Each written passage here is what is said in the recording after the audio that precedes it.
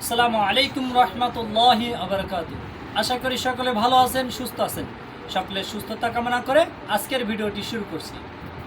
তো আলহামদুলিল্লাহ, এ মাসেও প্রতি মাসে আমাদের কোর্স চলে। তো রানিং যে মাস, এ মাসের আজকে 15 তারিখ। তো 15 তারিখের ভিতরে যে শিক্ষার্থীগুলো আছে তাদের থেকে আজকে আমরা তাদের সাক্ষাৎকার নেব। তারা 15 দিনের ভিতরে কি কি শিখছে এবং নতুন একজন শিক্ষার্থী আসছে আজকে সবে মাত্র 5 দিন। তো সেই শিক্ষার্থীর কাছ থেকে আমরা শুনবো যে সে 5 দিনের ভিতরে কি কি শিখতে পারছে, এগুলো আমরা সরাসরি তার মুখ থেকে শুনবো। তো চলুন দেরি না করে দেখে আসা যাক যে তিনি কি বলেন, সে কি কি কাটতে পারে, কি কি করতে পারে। সরাসরি তার মুখ থেকে শুনবো এবং প্র্যাকটিক্যাল আমরা দেখবো ইনশাল্লাহ।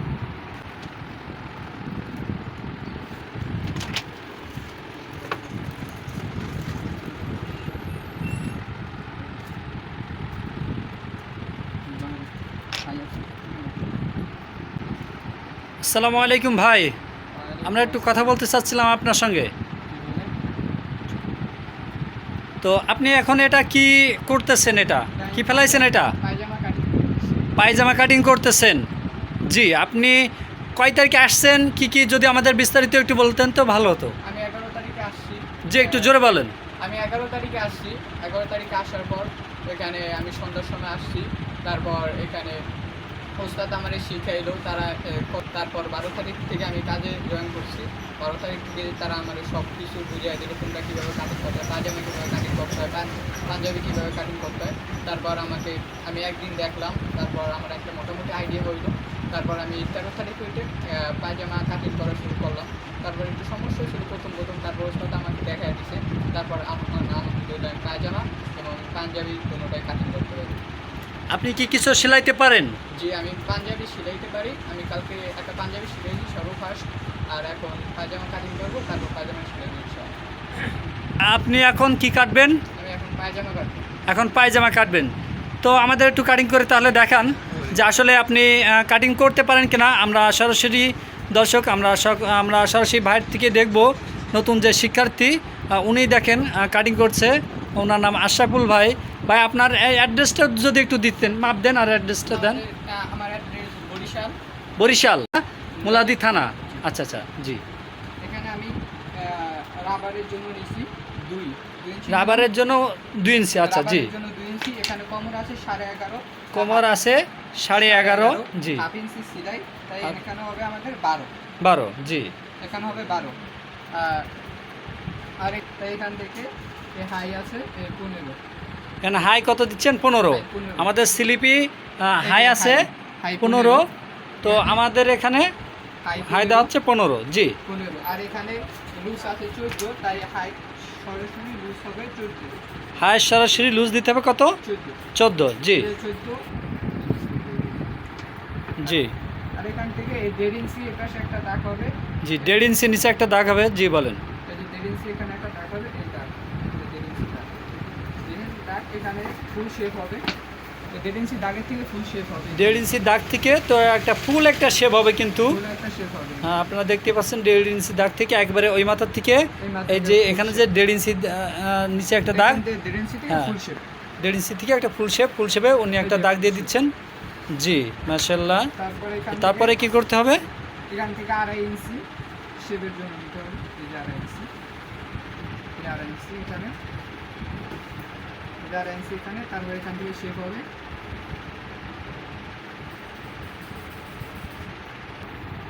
এই যে এখান থেকে 7.5 হলো চেনের জন্য। চেনের জন্য 7.5। এখান থেকে পকেটের জন্য 2.5 ইঞ্চি। তো ওখানে দাগ দিচ্ছেন পকেটের জন্য, তাই তো? জি। পকেটের জন্য এখানে 2.5 ইঞ্চি নিচে, 2.5 ইঞ্চি নিচে একটা, 1 ইঞ্চি নিচে একটা, জি। আমাদের 6.5, 6.5 তে একটা পকেট, জি। 6.5। আর এখান থেকে 1 ইঞ্চি সিলাই 34। লম্বা এখন কিসের দাগ দিবেন? লাম্বার দাগ, জি জি 34, জি। লম্বা আছে 34.5, জি এখানে আছে 34.5, জি 34.5 লম্বা, 34.5, জি। একটা দাগ হবে। এখান থেকে এই দাগটা কিসের জন্য দিচ্ছেন? দাগটা হলো নিচের এই যে মুড়ার জন্য, পায়ের পাটিসের জন্য, জি জি।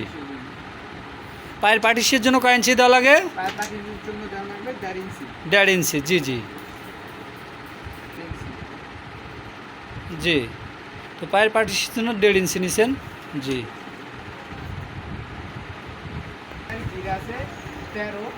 পায়ের ঘের আছে 13, দেন 13 অর্ধেক হলো 6.5, 6.5 আর হাফ ইঞ্চি সেলাই, মোট 7। তাহলে পায়ের ঘের আছে 13, 13 অর্ধেক 6.5 আর হাফ ইঞ্চি সেলাই, তাহলে এখানে দিচ্ছেন 7, জি মাশাআল্লাহ। তো ভাই দেখেন উনি কিন্তু ওনার নিজ মুখ থেকে বলছেন উনি 11 তারিখে আসছে, উনি বরিশাল থেকে আসছে, 11 তারিখে আসছে। 11 তারিখে আসার পরে উনি সর্বপ্রথম দিন আমরা ওনাকে পাঞ্জাবি এবং পায়জামা কাটিংয়ের যে সূত্রগুলো আছে আমরা ওনাকে সেই সূত্রগুলো দিয়ে দিই। সূত্রগুলো দিয়ে দেওয়ার পরে উনি প্রথম দিন মুখস্থ করে নেয়, দ্বিতীয় দিন যেটা বাদ থাকে সেটা মুখস্থ করে নেয়। তারপরে পরবর্তীতে দ্বিতীয় নম্বর দিন থেকে উনি টুকটাক কাটিং যে বাকি যে শিক্ষার্থীরা আছে তারা কাটিং করছে, সেই কাটিংগুলো সে দেখছিল, দেখার পরে তাকে তৃতীয় নম্বর দিন থেকে তাকে কাটিং দেওয়া হয়। তো সে কাটিং সালোয়ার এবং পাঞ্জাবি সে টোটালি কাটতে পারে। এই যে দেখেন সে কিন্তু পুরোপুরি মার্কার করে রাখছে, সালোয়ারটা পুরোপুরি কিন্তু মার্কার করে রাখছে। এখন শুধুমাত্র এই দাগ দিয়ে কেটে ফেললেই হয়ে যাবে। তো আমরা ওনার কাটাটাও দেখবো ইনশাল্লাহ। তো আমরা এখন দেখছি উনি সরাসরি কাটিং করতেছে, যে মার্কারগুলো উনি করছিল এখন সে অনুযায়ী উনি কাটিং করে ফেলছে। অনেকে মনে করতে পারে যে না উনি দাগ দিছে ঠিকই, কিন্তু আসলে দাগ এটা না। সেজন্য উনি যে দাগ দিছিল সেই দাগ দিয়ে স্বয়ং উনিই কাটিং করছে। আশরাফুল ভাই আমাদের শিক্ষার্থী, উনিই কিন্তু কাটিং করতেছে। আসলে এই মাপটা অ্যাকুরেট আছে, সেই জন্যই কিন্তু সে কাটিং করতেছে, না হলে কিন্তু এটা কাস্টমারেরই পায়জামা। ভাই এটা কি কাস্টমারের পায়জামা নাকি? জি জি, উনি বলছে কিন্তু এটা কাস্টমারের পায়জামা। আমি ওনাকে দিছি কাস্টমারের পায়জামা কাটিংয়ের জন্য, কারণ আমি জানি যে উনি এখন কাটিং শিখে গেছে, যার কারণে ওনার কাছে কিন্তু কাস্টমারের পায়জামা সালোয়ার এগুলো কাটিং করতে দিছি। তা না হলে কিন্তু উনি যদি কাটতে না পারতো তাহলে কিন্তু আমি ওনার কাছে কাটিংয়ের জন্য দিতাম না। অবশ্যই উনি কাটিং পারে, এজন্য কিন্তু ওনার কাছে আমরা কাটিংয়ের জন্য দিয়েছি। দেখেন সুন্দরভাবে উনি কাটিং করে ফেলছে। তো আলহামদুলিল্লাহ, আপনারা অনেকেই বলেন কিন্তু যে ভাই আসলে প্রতিষ্ঠানটা অনেক দূর হয়ে যাচ্ছে। আসলে দূর বললে কোনো কথা নাই, যদি হাতের কাজটাই ভালো না হয় তাহলে কাছের থেকে শিখেও বা কী লাভ হবে বলেন।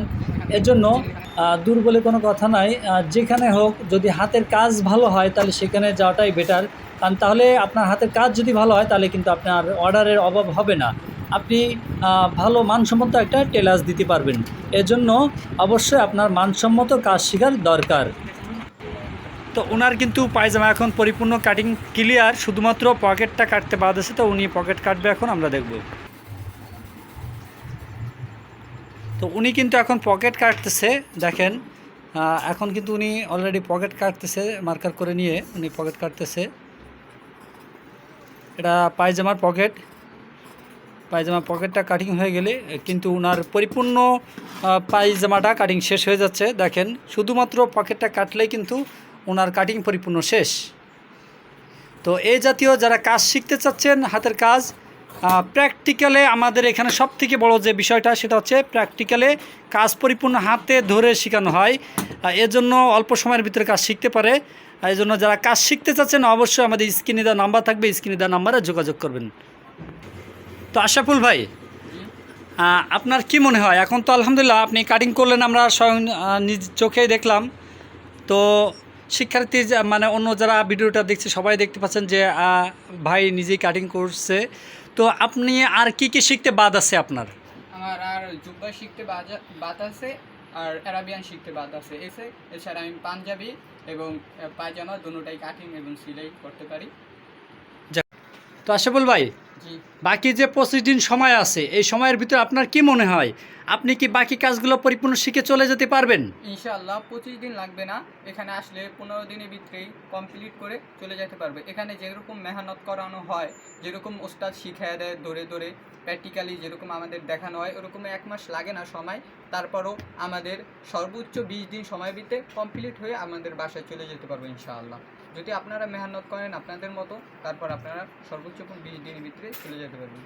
তো আশরাফুল ভাইয়ের মুখ থেকে আমরা সরাসরি শুনছি যে উনি কিন্তু বলছেন যে 1 মাসের দরকার হবে না, 15 দিনের ভিতরেই আমাদের উস্তাদ যে মেহনত করান সে মেহনতের দ্বারাই কিন্তু 15 দিনের ভিতরে কাজ শেখা সম্ভব, সর্বোচ্চ 20 দিনের ভিতরে কাজ শিখে বাসায় চলে যাওয়া সম্ভব। তো উনার কথার সাথে কাজের সাথে আসলেই বাস্তবে মিল আছে, তা না হলে উনি এই 5 দিনের ভিতরে একটা পায়জামা কাটিং এবং পাঞ্জাবি কাটিং অসম্ভব ছিল। উনি কিন্তু পাঞ্জাবি এবং পায়জামা উভয়টাই কাটিং করতে পারেন এবং সেলাইতে পারেন, পাঞ্জাবিটা পরিপূর্ণ সেলাতে পারেন। উনি কিন্তু নিজে বলছেন এবং উনি সেলাইছেন, আমি গতকালকে নিজে দেখছি যে উনি সেলাইছেন। তো যাই হোক, আমরা ওনার পাঞ্জাবি কাটিংটাও দেখব পরবর্তীতে ইনশাল্লাহ। আজকে মাগরিবির সময় হয়ে গেছে, যার কারণে সব শিক্ষার্থীরা নামাজে চলে গেছে, যার কারণে সবাইকে একত্রিতভাবে দেখানো সম্ভব হচ্ছে না। তো সকলে ভালো থাকবেন, সুস্থ থাকবেন, দেখা হচ্ছে আগামী কোনো ভিডিও।